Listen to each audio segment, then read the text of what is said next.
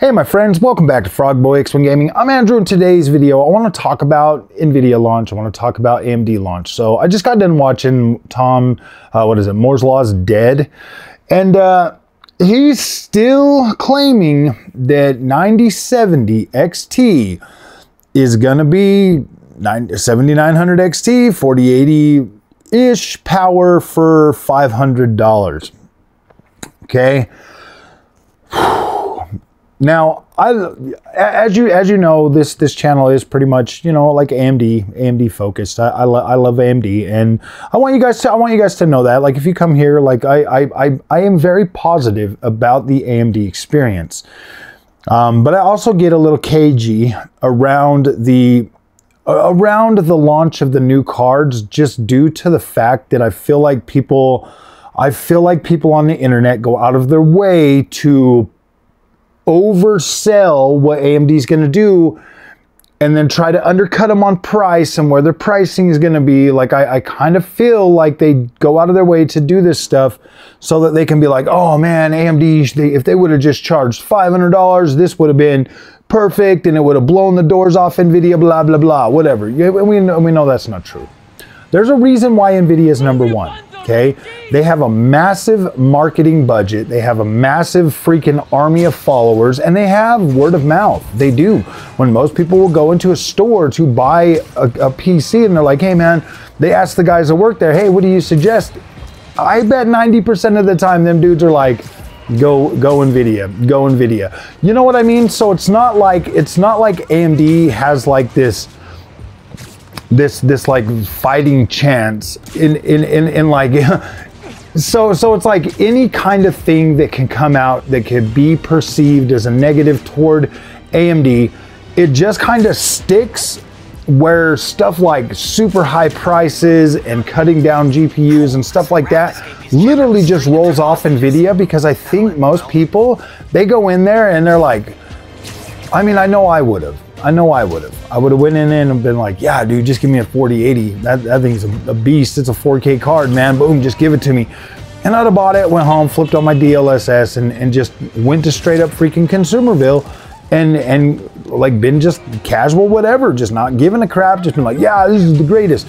You know what I mean? Like, that there would have been me. But seeing as I started this channel, and I believe that people do rely on my opinion and my freaking experience to make sound buying decisions, I've had to take it seriously, and I try to report. And that's why, guys, I do my best to review the experience.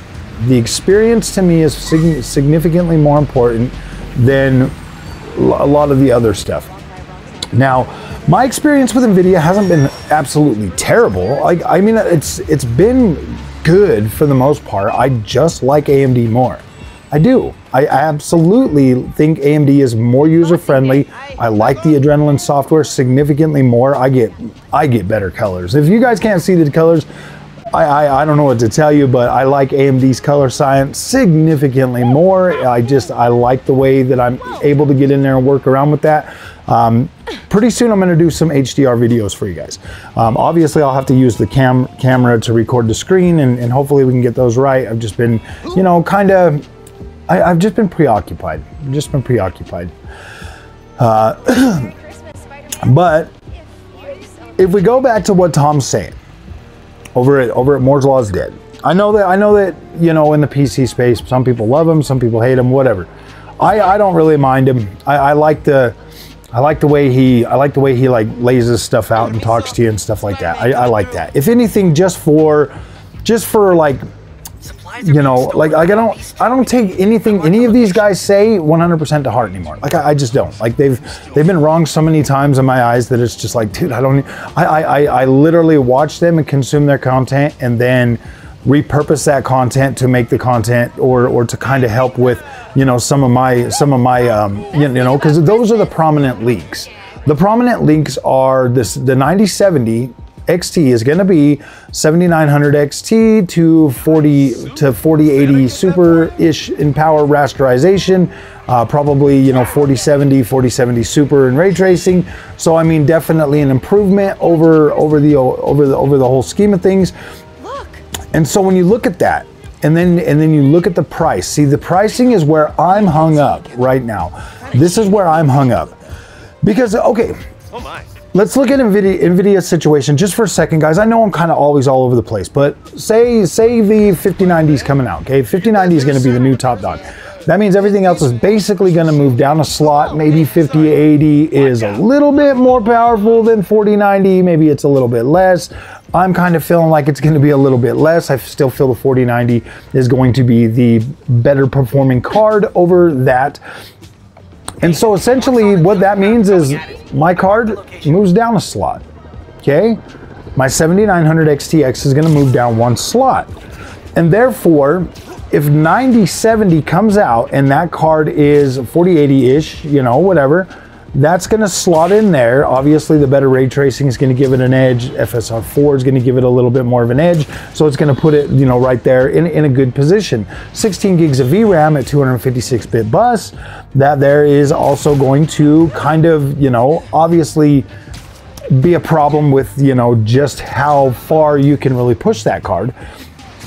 And then obviously your 4080 and everything will kind of move down a stack. Maybe your 5070 gets 4080 power, but I think it's going to be less than 4080 power. You're not getting 4080 power out of the 5070. Maybe you might, maybe you might not. And then you'll just kind of move down as you go. Like I don't think, guys, this is just my thought. Like I don't think you're gonna see, you know, because you got like a 4070 Super that's basically, you know, 3090 power or whatever. You know what I mean? Like it's a pretty good card. I don't think you're going to see that transition. I don't think you're going to see 4090 power move down to the 70 class.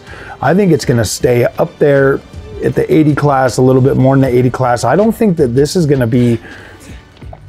I don't think NVIDIA is going to have like a significant improvement over, you know, other than maybe just the 5090. Like that one there is obviously going to perform well, but I don't think you're getting a significant uplift across the whole NVIDIA stack. I mean, Tom Moore's Law is Dead was talking like your 5060 is going to be slightly better than the 4060 and stuff, and I'm like, oh no, dude, that's bad. Still launching with 8 gigs, and then I have a 12 gig. So that's kind of where I'm at with that. Like I don't necessarily think that NVIDIA is going to really, if AMD is not going for a high end, that gives NVIDIA a chance to pretty much just sit on their laurels and just sell the same thing they've been selling, you know, just maybe move the power range from the 4090 down to the 80 class, move the 80 class down to like your TI class or whatever, and then your 5070, you know, probably definitely better than the 4070, but you know, better than a 4070 Super, maybe a 4070, yeah, maybe a 4070 Ti will be your 5070 base power. I just kind of feel like that. I don't know why I feel like that. I don't know why I feel like that, but I do feel like the 50 series is going to be a slight disappointment, and overall, the way it still shuffles, because if you really look at it, obviously AMD is bringing a card in the 4080 to, you know, 7900 XT XTX power range, and being like, okay, this is the card that we're going to run with. Obviously, if you look at most modern video games today, all of them run very well on that. Every game that I've tested, I've bought in so many of these newer games, and they all run just fine. Like you get good, like 1440p power out of those. Oh my gosh, dude, it's like it is insane just how good the 1440p performance is on these cards. So when you look at that, do you really need significantly more power right now, or do they both kind of just take a step back and really compete next generation? I kind of just feel like this generation of GPUs is just more of the same, honestly. If you want my honest opinion, this GPU generation is going to be more of the same. 5090 is going to come out. The biggest selling point for that's going to be the 32 gigs of RAM. Obviously, that card is going to definitely be better. You'll have your new software updates that are going to, yeah, I think this generation is going to be the software. This is the software upgrade. To be completely honest with you guys, I don't see the power needle moving very much, but I see the software getting better. DLSS 4 coming out, maybe doing better. We've got neural rendering technology from NVIDIA. We'll see how that goes. We'll see what that's going to do. Obviously, AMD's going AI for their machine learning and stuff. Obviously better ray tracing performance, scaled back, you know, on the whole overall freaking thing. And then you've got Intel trying to decide what the freak they're going to do. Obviously lying to people about their $250 freaking Battle Mage card, which is, man, I would have bought one, guys, but I'm not paying $400 for that. I'm not paying $400 for that. Absolutely not.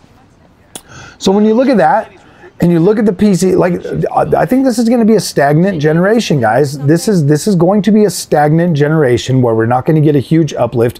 We don't necessarily even really need it, to be completely honest with you. I mean, there's only I know I say a lot of dumb stuff on this channel because I'm a moody gamer, and NVIDIA kind of just rubs me the wrong way sometimes, but 4080 Super Power is actually pretty damn good, guys.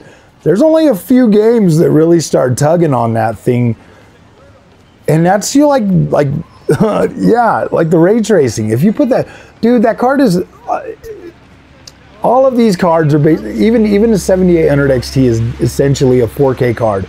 You can play 4K games, guys, but if you really think about it, if you want to use all the NVIDIA features, then you're looking at a 1440p experience. Like, you just are. And it is what it is. Don't get too mad about it. But yeah, guys, I know I say a lot of dumb stuff, but this generation to me just seems like more of the same. We're going to get more of the same, little bit lower prices. Maybe prices are going to switch around. Obviously the 4090 is still selling for like 2,000 bucks. So NVIDIA trying to get 15 out of a 5080. Why wouldn't they? Type deal. Like that power still commands a high price. So yeah, why wouldn't they do that? AMD dropping. I still think 650 is where you're going to see that 4080 power drop to, if anything, because that means that NVIDIA would have to drop theirs to like 800-ish for 4080 power, 700 to 800. So I'm thinking 4080 power drops to TI, 5070 Ti at the lowest, and that's like 800, 850, maybe 900 bucks. So yeah, 650, 600, 650, that's pretty much where I'm thinking that the prices are going to land. Anything more than that, just due to the fact that like 7900 XTX and 7900 XT are still a thing. They both still have more VRAM, and FSR4 will most likely work on those cards. It kind of would just put the 7900 or the 9070 in one of those positions to where it's like, why buy it? You know what I mean? Like, you can get more VRAM on those cards versus that VRAM, but you obviously get better ray tracing. Yeah, you know what I mean? It pretty much just makes sense to be 600 to 650 for that 9070. So that's kind of my freaking thought on it. And I absolutely think that 650 is more than fair for 4080 superpower. For 4080, 7900 XT, 7900 XTX power, that's pretty fair. That is pretty fair. You can usually run easily games, you know, most games at 4K. You can run a lot of games at 4K at that. You can definitely, that's a powerhouse 1440p GPU. Definitely would last you a while. Plus you get a newer, you know, you're getting the newer FSR4. It'd be more performant ray tracing, stuff like that. So I don't see that as being a bad price, but I do see that as being a commitment price. I guess that's what I'm trying to say. Like, when you spend more than $500 for a GPU, I kind of see that as you're committing to that GPU. Like, you're going to commit to that, and you need it to last a little while. Everything I've seen from NVIDIA, from AMD, guys, from the games that came out at the beginning of this generation to the games that we're getting right now, I am not seeing a massive decline in overall performance. So yeah, I think these cards are actually doing good. I kind of think we've hit our stride. I think that this generation is more of a placeholder generation that's basically just gonna not really push stuff a whole lot forward, but definitely the software side is going to be a much better uptick than actual power. So, and prices obviously shuffling around, getting a little bit cheaper, stuff like that. This is a good generation. This is going to be a good generation for buying a good card that's going to last you. So definitely don't feel bad about telling people to buy old gen cards. Get what you can. Get what you can. Get whatever's going to make you happy. I don't really see a massive uptick in overall performance. So, all right, guys, if you like this content, don't forget to like and subscribe. I'll see you in the next one. Thanks for watching.